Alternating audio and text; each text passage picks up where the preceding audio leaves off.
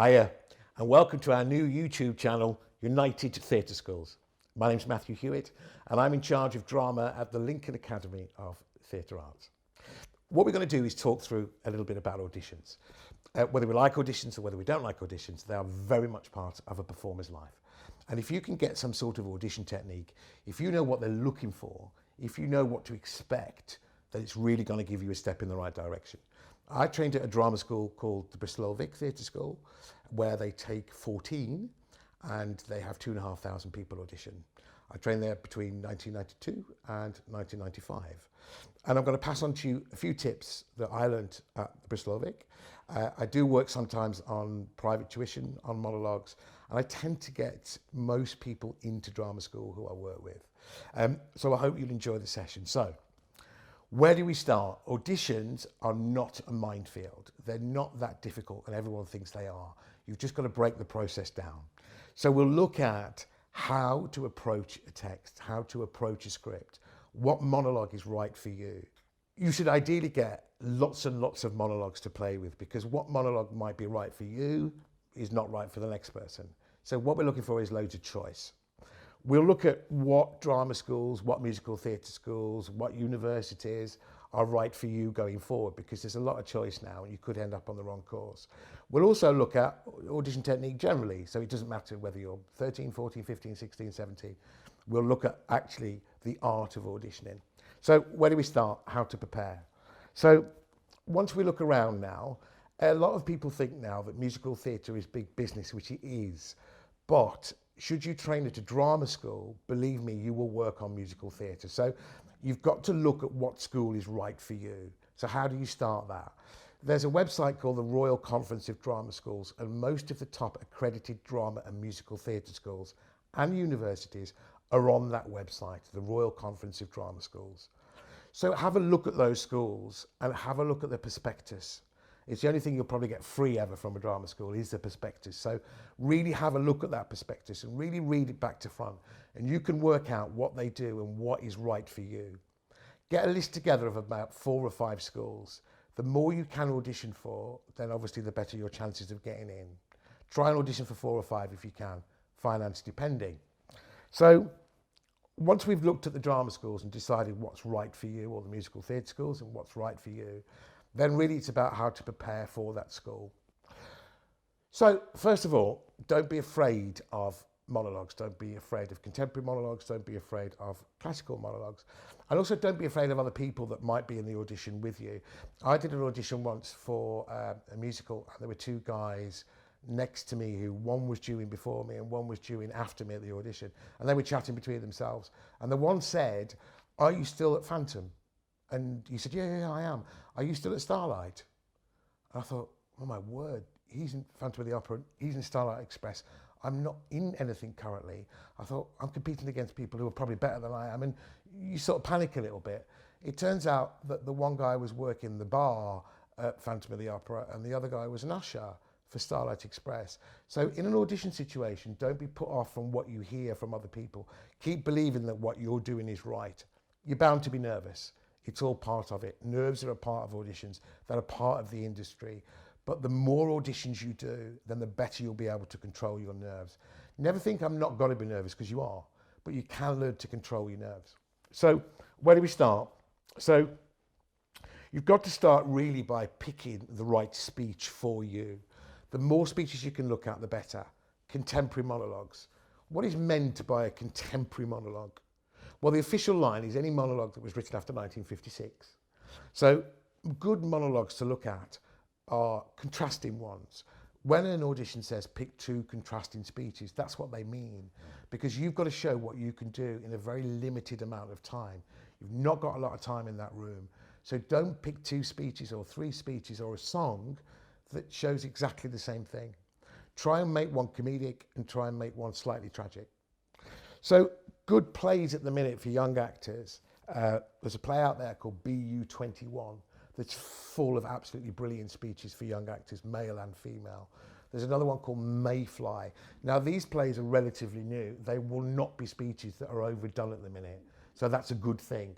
I recommended these speeches to a young actor, a friend of mine, and she's just gone in to a Bristol Old Vic audition, and she's got a recall for Bristol Old Vic, which is fabulous. And she did a speech from BU21, and the audition panel at Bristol Old Vic said, I've never heard of the play, what is it? So that's good. If you can get a play that's rare, it automatically intrigues the audition panel because they've not seen it 1,000 times before. So try and get hold of this play, BU21. Try and get hold of Mayfly. There's another one called Breathing Corpses that's really good for young actors. And also have a look as well at an author called Dennis Kelly. Now, Dennis Kelly writes an awful lot for young actors. You probably know Dennis Kelly. He started off what we call the NT Connections, and he writes plays for 16, 17, 18-year-olds, DNA being one of those. DNA is a great play, but don't do it. It's really overdone, his DNA. Every young actor now does DNA. It's so overdone. Look at other Dennis Kelly's work. Look at Love and Money. Look at Debris. There are other really good Dennis Kelly's plays that you can look at. Look at Carol Churchill. There's a play called Love and Information by Carol Churchill. Some of Carol Churchill's work's very overdone, but not Love and Information.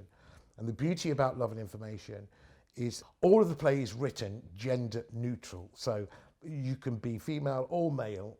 It doesn't indicate at all. So it gives you loads of choice for an actor of what to do with that monologue.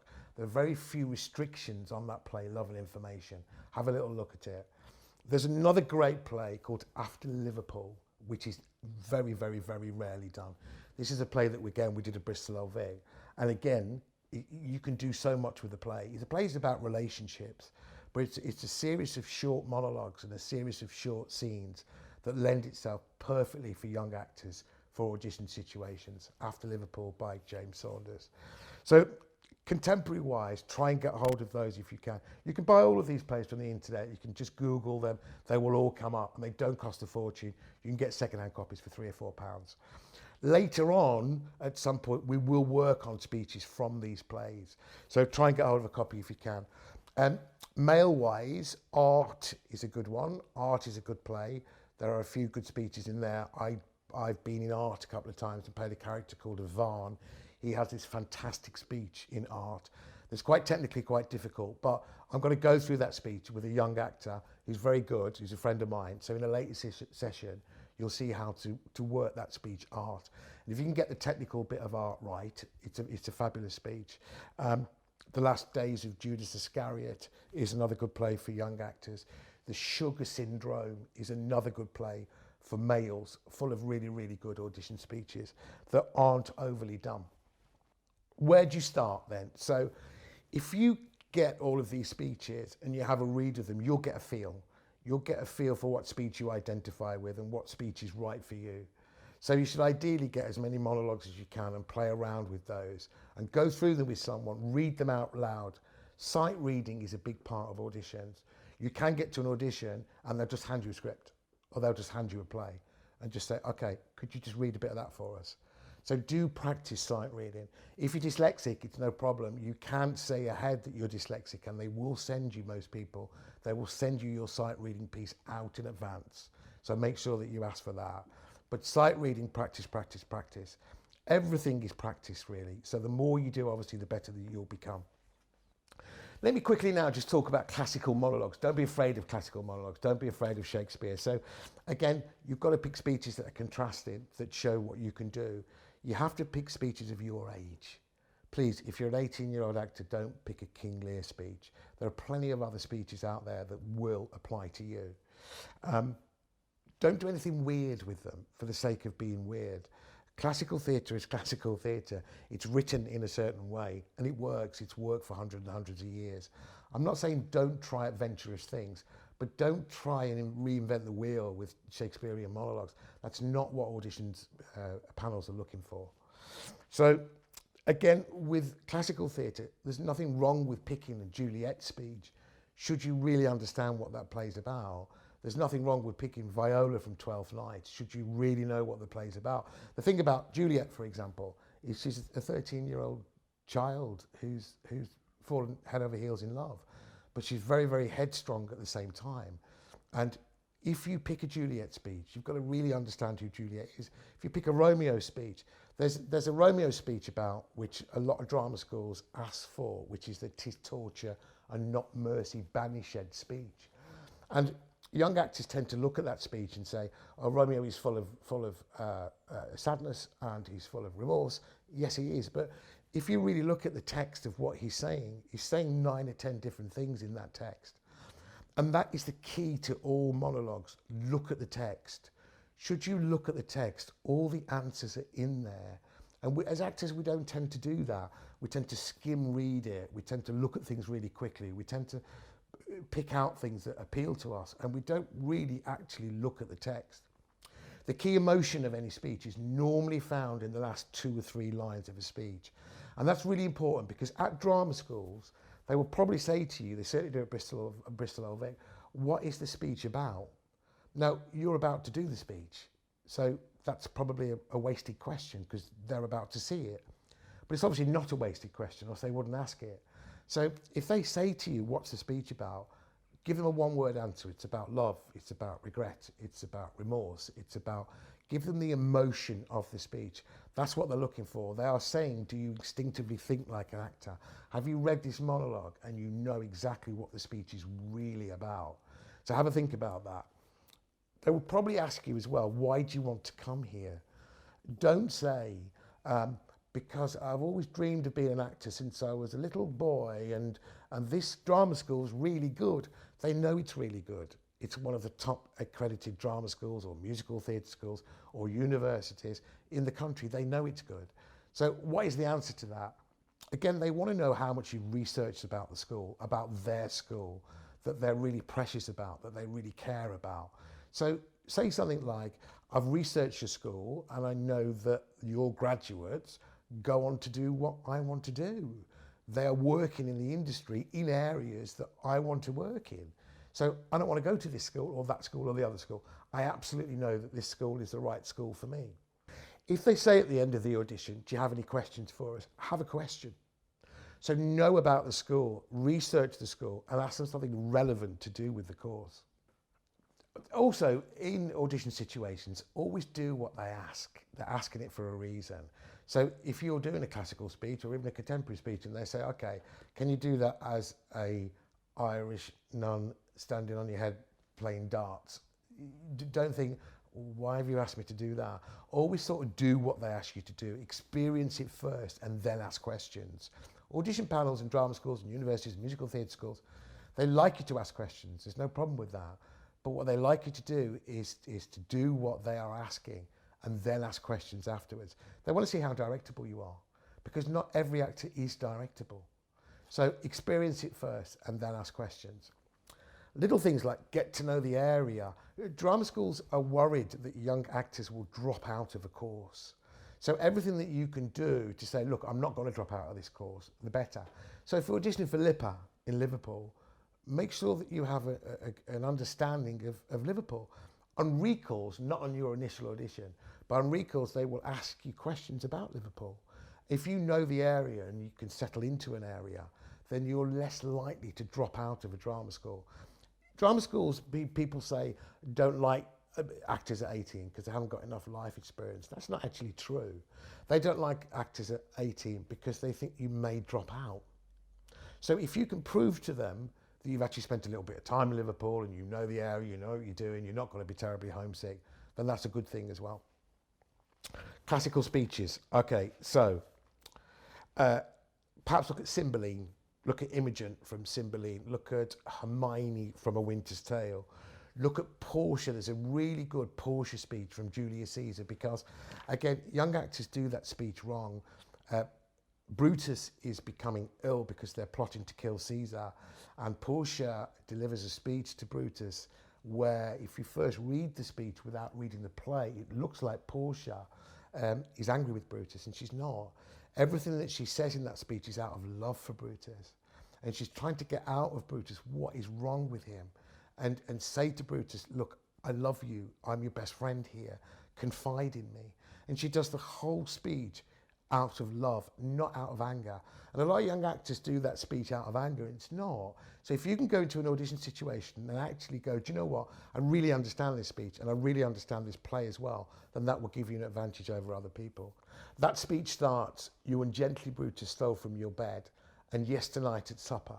Have a look at that speech, because that's a really good one to look at when we come on to work with it, that young actors and actresses normally do wrong. Viola, Twelfth Night, it's done a lot, I get that, but there's nothing wrong with doing a speech that's done a lot, as long as we do it right. If you want to look a bit further afield, look at Measure for Measure, look at Troilus and Cressida. Cressida has some great speeches that aren't overly done. Look at Titus Andronicus, that's not overly done as well. So just have a look at these plays and have a look at the female speeches in these plays. Don't just go on the internet and get an audition book and choose speeches from that audition book. It's really worth doing proper research into it. If you're serious about going on to work in the industry, it's a lot of hard work. It's a lot of fun, but it's a lot of hard work. And when you're auditioning for places, audition is the key. So what you have to do is do all of this preparation and make sure that you're in a really good place for that audition. And if you are, you'll be far less nervous. Like I say, nerves are a part of it. They'll expect you to be nervous. But with auditions, it's preparation. You've really got to get the preparation right. So boys, if you want to look a bit further afield, look at Two Noble Kinsmen, or look at The Comedy of Errors, or All's Well That Ends Well, or Pericles. So there are choices out there for males and females. If you look a bit further down, if you look a bit deeper, you can find speeches that aren't overly done. On that point, have a look at lists, because some drama schools and musical theatre schools, it's on their website, there's a list of speeches that they tell you to stay away from. There's also a list of speeches which some of them tell you that you have to choose 2 classical monologues from their list. I know it sounds simple, but don't overlook that. I know young actors that have gone to audition for Arts Ed and they produce a list and they've not looked at it. You've got to get this absolutely right. So with classical theatre, it's the same as contemporary monologues. We need to look at the language. So we look at the language of that speech. We look at the punctuation of that speech. We look at the context in the play of that speech, and we work on the language and the punctuation and the context. So we get all the technical elements of that speech right, and we really understand what we're doing. Then you can put your own interpretation into it. So when you're in the actual audition, remember to be nice. Remember to be yourself, because if you're not yourself, they will see straight through that. Please don't pretend to be someone that you're not, especially on recalls. Some drama schools now, musical theatre schools, do workshops where you're working with everybody else who goes to that audition. And you'll see it. People pretend to be grander than what they are. What for? They've got to know who you are. If they're going to work with you on a professional job for 6 months, for 3 months, and for a year, if you're going to go to a drama school or a university or musical theatre school for 2 years, for 3 years, they will want to know who you are. And they won't invest in you if they don't know who you are. So please, please, please be yourself. Also be nice. People really want to work with people who are nice. If you are egotistical, if you are too pushy, they won't like you. Don't think you've got to be that person who's first to do everything, that's at the front to do everything all of the time. You don't have to be. Be yourself, but be nice to work with. What they said to me again at Bristol Old Vic was, what they look for in an audition situation is this thing called they change the atmosphere of the room. So your speeches have to do that. They have to change the atmosphere of a room. And if you can do that, they will look at you and they will want to know more of the play. They will want to know more of the actor, and they will recall you. And it is possible to change the atmosphere of a room with audition monologues, but it's doing the prep before it. It's finding the right speech that sits on you best. It's finding that rare speech. It's finding contrasting speeches, and it's giving them a natural performance. They're not bothered about how you use a space, about walking up and down, sitting down, doing that. Don't be too big. If you're good enough and you know the key emotion of that speech, you can just stand there and deliver the lines. It's about knowing the key emotion of the speech. Drama schools like to see raw talent as well that they can work on and mould into what they believe in. They don't like necessarily a polished performance. I'm not saying don't work on it, but when you're at a drama school audition, be totally open for them to rework your speeches. Thank them. say thank you at the end of the audition. The way you walk in a room is really important. It's first impressions. Most people on an audition panel will make their minds up within about 90 seconds of you walking in the room. I've been on both ends of that. So I've auditioned as an actor for hundreds and hundreds of shows. Got some of them, not got some of them. I've also now sat on probably about 100 audition panels. So after about 90 seconds, the mind's made up. So the way you walk into a room is important. If they ask you to sing a song and there's a pianist in the room, don't give your music to the pianist with your back to the audition panel. Go behind the piano and speak to the pianist about the tempo. They will ask you questions, but don't turn your back to the audition panel. You've got very, very limited time. Let them see you as much as you possibly can. So there are lots and lots to think about for auditions. There's an awful lot to think about. This is why you need to start auditions early. If you apply for a drama school, musical theatre school, I would recommend to apply around about October. Don't apply September, because they'll come back to you with an audition very, very, very quickly in a couple of weeks' time. Don't apply in January. Most of the people who get in, they'll have made their mind up by January. Apply about October. So it's about doing all of the prep before then. If I was auditioning for a drama school in October, I would start working on it in April. You need lots of time to get this right. It's not rocket science getting into drama schools. Like I say, I've helped a lot of young actors get into big accredited drama schools. It's devoting the time to it and going through the process. There's nothing complicated about it. It just takes time. So in the next session, we're actually going to put some of these techniques and some of these processes on their feet. And we're going to be working with a young actor called Harry Marcus. Harry's only 16, but already he's been in London's West End in Les Miserables. He's also been in major feature films like Breathe, and also appeared as Geoffrey Charles in BBC's Poldark. So I look forward to seeing you next time. Thanks.